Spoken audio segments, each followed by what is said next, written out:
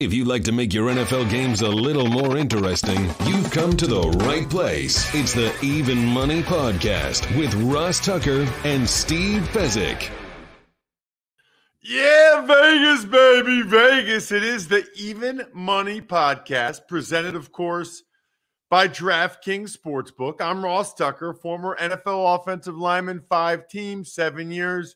Now there's 5 podcasts, part of my network. We've got the Fantasy Feast podcast on Wednesday, where we're taking some of the lessons learned for fantasy football from Joe Dolan on tomorrow's show.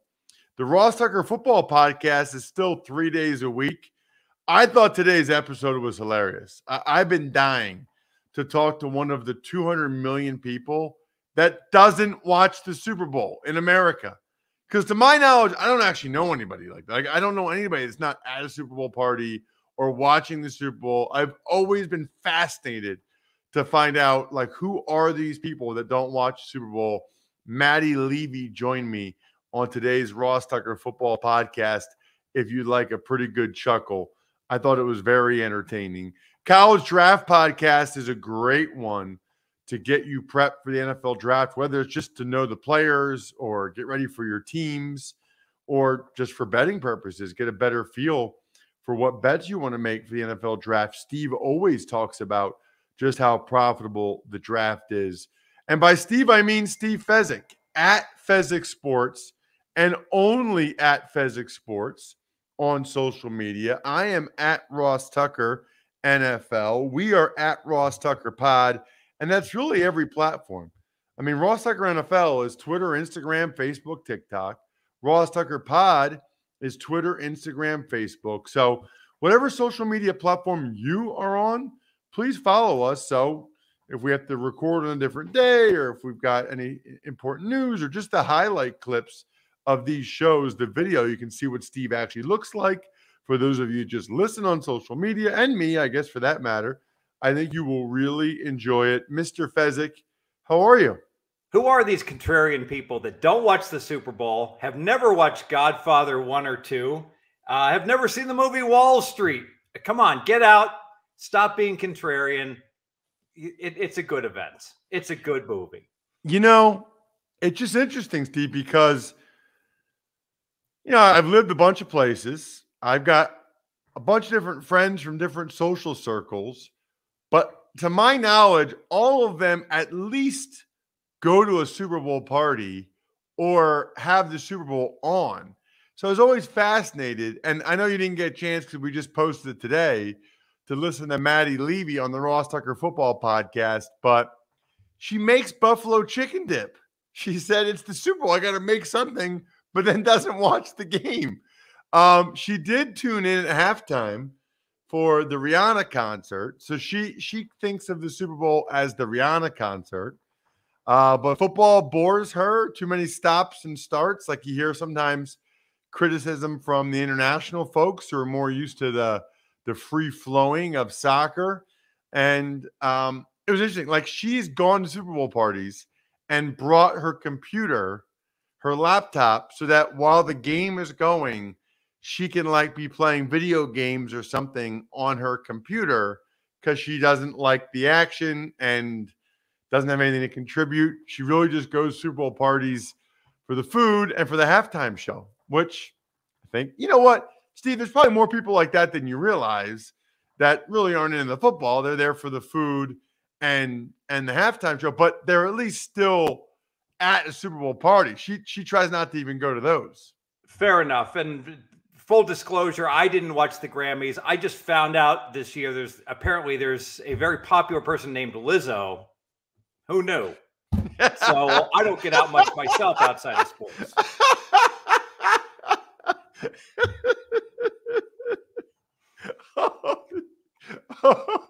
Steve, that was awesome.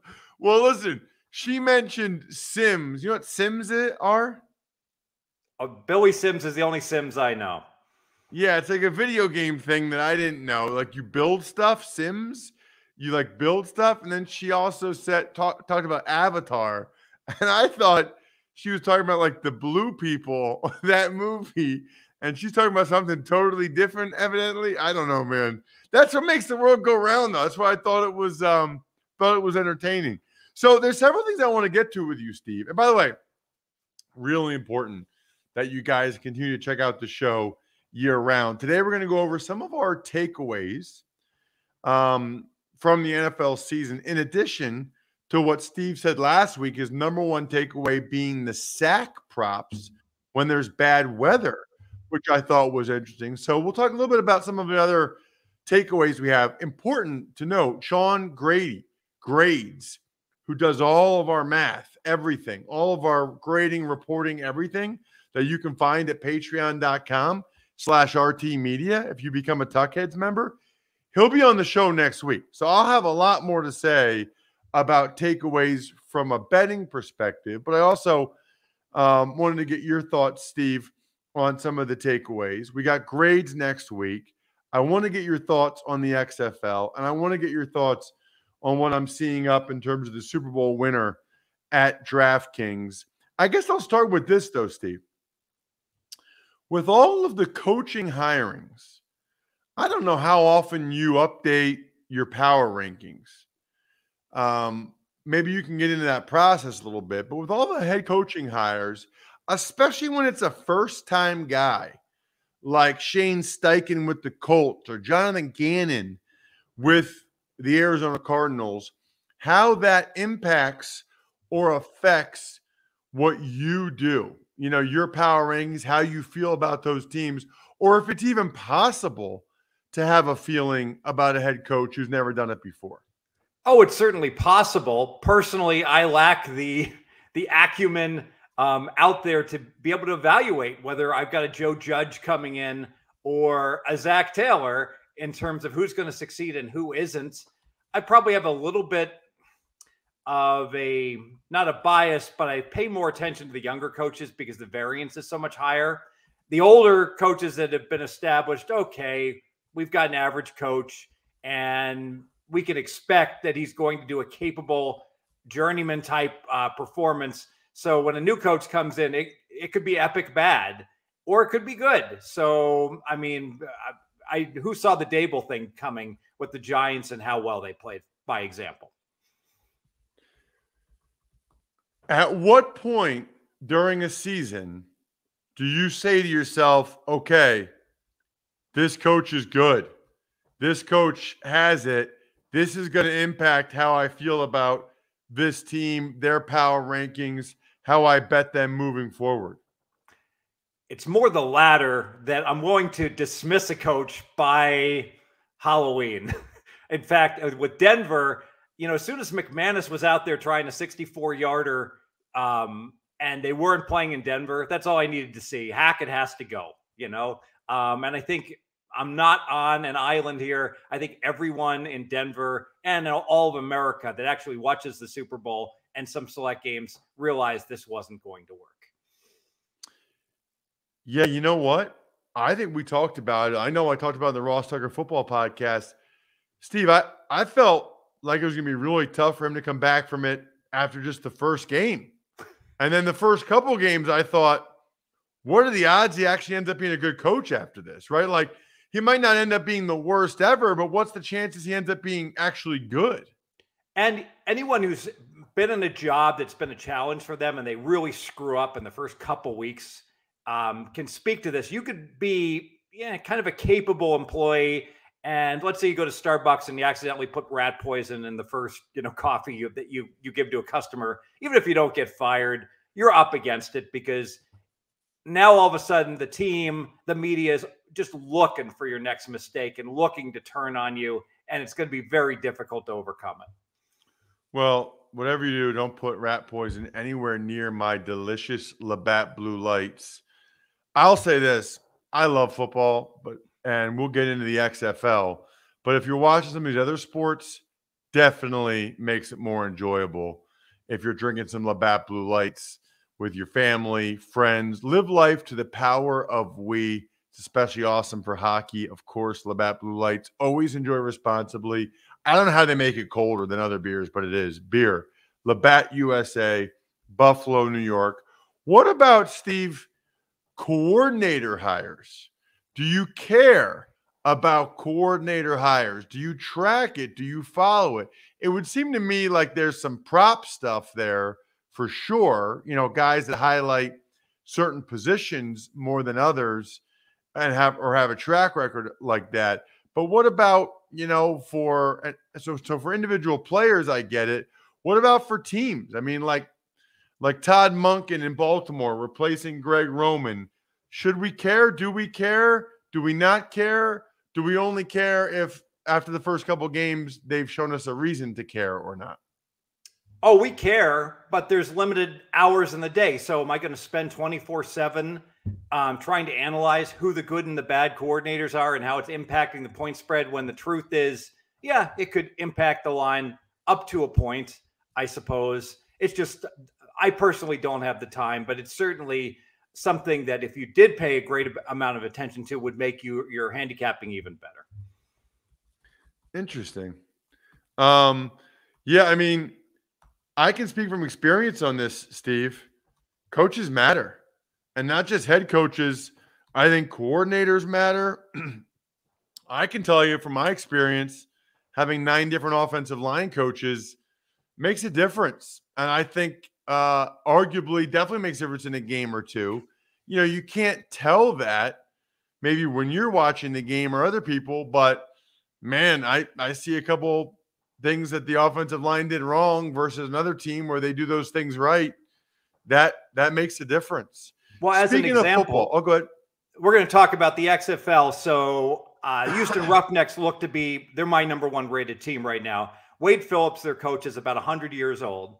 And so when he gets a touchdown, you can go for 1, 2, or 3 points, and he goes for 1 from the 2-yard line without boring everyone with the analytics and the math. It's just wrong. Everyone knows it's wrong. My 11-year-old son, who's a very sharp 11-year-old, knows you go for 2. You don't go for 1. But it's not just Wade Phillips. It shows me the entire coaching staff, the entire organization up to the ownership of the Houston Roughnecks is completely incompetent analytically. Because if you can't figure this out, oh my goodness, how are you going to figure out whether you should go for it 4th and 2 from your opponent's 48? You know, it's just frustrating as a professional gambler how you've got these old school fossil coaches that may be very good at other aspects, but they have no idea what they're doing game theory wise. Just hire someone to tell you what to do. Can you go through the math? Sure. So you get 1 point from the 2, 2 points from the 5, 3 points. Hold on a second, Steve. Just people, a lot of people are not familiar with the XFL. It started this past weekend. It's the 3rd version of it. You cannot kick an extra point. People don't. Yes. That's pretty important that people know that. You cannot kick an extra point. It has to be a play from scrimmage. So you can do a play from scrimmage from the 2-yard line for 1 point. Keep going, Steve. I just want to make sure people understood. No, thank you. And yeah, probably everyone didn't watch every single XFL game like I did. So if you try from the 2-yard line, you get 1 point. You're going to be successful a little less than half the time, called 45% of the time. So expectation-wise, the extra point try in the long run, you're going to score 0.45 points every time you try that. Now, if you move it to the 5-yard line, you're probably going to be successful about 30% of the time. Maybe a little more, call it 30%. So 0.3 times 2 is 0.6. 0.6, Ross, is a lot bigger than 0.45. So it's worth an extra 0.15 points every time you go for it for 2 from the 5, then erroneously going for 1 from the 2, or you can try for 3 points from the 10. But I think you're only going to make it about maybe 17% trying the 3-pointer from the 10. So that's worth only about 0.5 points. So go for 2, then go for 3. If you're not going to go for 2, then go for 1 would be expectation-wise. Now, of course, in the 4th quarter, game theory kicks in. If you're up 9, you should always go for 1 to try to make it a 2-score game, things like that. If the game's tied, obviously you should go for 1. So in the 4th quarter, similar to the NFL, going for 2 or kicking, those decisions kick in based upon what the score is. But that only happens come the 4th quarter. So where do you get those percentages from? 45% from the 2, 30% from the 5, 17% from the 10. just my estimates. In the NFL, teams make it just about half the time based upon what I've seen offensively from the XFL. Ross, I refuse to believe they're going to make it half the time. It's got to be below 50%. Maybe it should be 43%, maybe 46%. Insert your own number. The thing is, it's irrelevant because any reasonable number you put in to the 1 and the 2 point conversions, you're going to come to the same conclusion I just gave you. Go for 2, don't go for 1, and don't go for 3. What were the other teams doing? Every other team was going for 2. So they know the math. Yeah. So 7 out of the 8 teams are competent and have the acumen of a sharp 5th grader, and Houston does not. You watched every second of every XFL game? I did this week. And part of that, I'm live why. wagering as the game is going on. And that means I'm making money on it while, I'm, learning about the teams. My number one takeaway, I'm sorry to say this because, you're, former offensive lineman, journeyman, 5+ different teams. You're a big O-line guy, Ross. I got to tell you, your brethren cannot block in this league. The defensive linemen, they are just storming in there. I wanted to ask you, do you think that this will improve with some more cohesion and experience? Because a lot of teams got sacked 3+ times. One team, Orlando, had both their quarterbacks get sacked 3+ times, just couldn't protect the quarterback. So a couple things on that. Number one,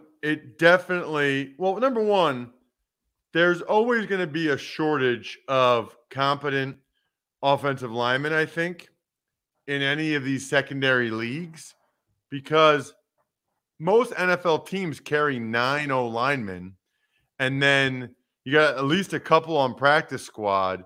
So it didn't used to be that way, but that's at least 11, I'd say, on every team. So 32 teams, you're now over 350 in terms of that. So then you get to that next group of guys. If they're not good enough to be on a roster or a practice squad with a 16-man practice squad, well, now you're limiting a little bit more, who's there. Plus, they're not going to be very experienced. So that's a skill thing, and it's a blitz pickup thing. So I think as you go down the level, so the coaches are here, and most of these guys are NFL coaches, so they can come up with the same blitzes, the same different types of disguises as they do in the NFL. The problem is the people that need to be picking that up, the O-line, the running back in blitz pickup, the quarterback needs to see it, the receiver needs to know they're hot. They're not at that. They're not at the same level of football acumen as the defensive coaches, because they're like NFL caliber coaches that just got fired or whatever, whereas the players playing just don't have that level of football IQ. In fact, that might be the thing that's preventing them from being in the NFL. And then you combine, they're all in that boat. Now, look, I'm sure some of them are smart enough. Maybe they're just not tall enough or fast enough or whatever. I do think it will get better over the course of the year for sure. Yes. And I have noticed that the defense is blood in the water. They are looking to score, Ross. They are looking to rip that ball away, get pick sixes. We saw a lot of scoring set up by the defense, if not done by the defense, realizing that they could not, the offense can't protect the quarterback. And frankly, the quarterbacks panic and they throw the ball up for grabs when they're under duress. So I think we're going to see more and more of that in the first month of the season. Okay. So I don't know if you really answered me. Tell me why you watched every second of the XFL and just tell me that, why you did it and what you thought of it. Because when the NFL season starts, everyone has a power rating that's fairly accurate, usually on the teams. We know who's good and who isn't good. In a league like the XFL, we have no idea. To use an example, I bet every one of these games already. For week 2, lines have moved dramatically, and the bettors, if they're doing their homework, are going to be ahead of the odds makers. To use an example, I bet Seattle, the Sea Dragons, and the Vegas Vipers. I got both teams +1 and pick them on the opening numbers. Well, they're both favored now by 2.5 and 3. Just the bookmaker is just guessing. And if I'm spending more time than the bookmaker, I'm going to get the best of it in terms of the numbers because they're just guessing, the odds makers. Whereas in the NFL, there's a lot less guesswork and a lot more known about how good the teams are going into the season. Got it. So you watched every second because it's a huge betting opportunity, it's a huge value opportunity for you to have a better feel of who these teams are earlier than the books when they're setting the lines. And also, as a content provider, I know more about the XFL than all my brethren because I'm spending so much time on it. So if you ask me about Big Ten basketball, maybe I can talk a little bit about it. Any other team, college basketball, there's other experts that are going to know far more about these teams than I will. By the way, bet against Northwestern every road game the rest of the year. You should make money in college basketball. Well, I went to Northwestern, so I should know about that team. But in the XFL, I'm living and breathing it. I got to tell you, the NFL can learn from the XFL. The kickoff rules, the punting rules are exceptional in the XFL. The NFL should copy them. Specifically, if you punt the ball out of the end zone or out of bounds, the ball comes out to the 35-yard line. What a great rule. I mean, let's have punt returns. Let's not have teams just kick the ball and go out of bounds on the 5-yard line. I love that aspect of the XFL. Interesting. So do they limit you, Steve, in terms of how much you can bet? Like, because they know it's not the NFL and they don't know that much about it, I'm curious about what the limits are, at DraftKings and these other books.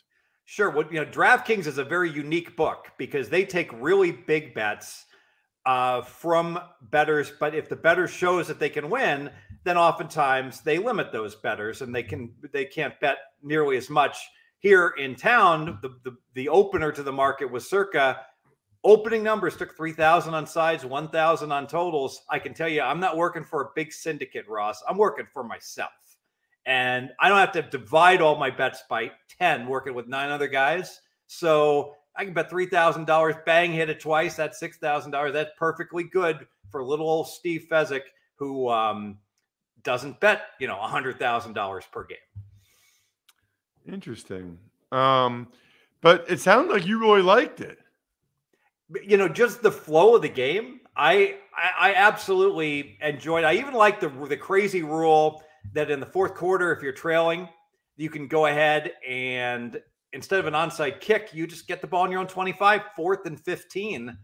And we saw one team already successful with St. Louis, went ahead and they got Ross. They're down 12 late in the game.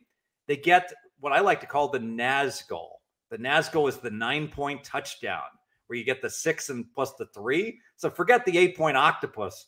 They got a Naz goal. And then, and I don't have a term for this yet, they took the ball 4th and 15. Boom.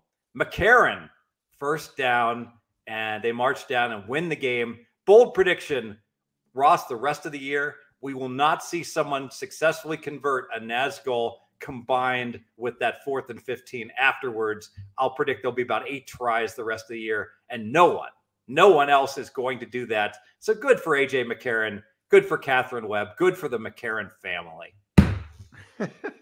What? Spell Nazgul or whatever you're saying. The Nazgul 9, Nazgul from Lord of the Rings. Those were those creepy Walking Dead guys that rode on the horses in the first book and rode on the flying things in the third book that were always after Frodo, and one of them stabbed him and the little part of the sword almost went into his heart, and Frodo almost died, but he got to Rivendell in time. Yes, I'm a geek. Oh, Steve, you're amazing. All right. I do want to look at, man, I didn't know we were talking about that for that long. We'll do more of our NFL season takeaways like that will impact how we bet next week with grades when we actually go over stuff. I did want to get your thoughts, your initial thoughts on the Super Bowl odds. I'm looking at DraftKings right now. They got Super Bowl winner. They got conference winner. Chiefs are plus 600 for the Super Bowl. Bills plus 700. Niners plus 800, Eagles plus 900, Bengals plus 1,000. I guess I'm a little surprised that the Bills have such better odds than the Bengals. Like, based on what? Yeah, that was my takeaway also. I hate all these futures bets, but I kind of throw Cincinnati in there with Kansas City and Buffalo, right? As far as if I had to make a bet, I think Cincinnati has every bit as good a chance as Buffalo. So I think the Buffalo at around 6.5 to 1 is far worse than a Cincy 10 to 1 bet. Not that I want to bet any of these, especially with this. Think about the AFC is so stacked, and you could say, well, Buffalo, Cincinnati, or Kansas City is going to win. Well, you know, it happens all the time. A team, look at what Philly did last year. So Philly kind of comes out of nowhere and just starts the year 13-1. You know, the Chargers, they've got the talent. They could do that. It's possible. Teams do come from nowhere and have great years. You said, though, with these type of bets, you're actually better off looking at the favorites as opposed to any of the longer shots. Like, people like to play like some of these longer shots. If you had to do it, if I said you had to, you'd probably put money like on the Chiefs or the Eagles or the Bengals, right? Sure, maybe Baltimore for a longer shot, but like teams like Jacksonville will never win the Super Bowl. Ross, write this down. The Lions are never going to win the Super Bowl the rest of our lifetimes, and I'm hoping we live a long time. Okay, they could. And Jags and Lions aren't that bad of odds. Jags are plus 2,800, Lions plus 3,000. They're both like in the top 10, I think. Yeah, so you're getting 30 to 1. You should be getting 100 to 1. And, you know, we'll talk about the Masters. I saw Tiger Woods was like 60 to 1, and everyone's going to bet Tiger Woods. And I tweeted, Tiger Woods has a 0% chance of winning the Masters. And everyone's like, well, then give me 10 million to 1. And I'm like, all right, 0% means less than 0.5%.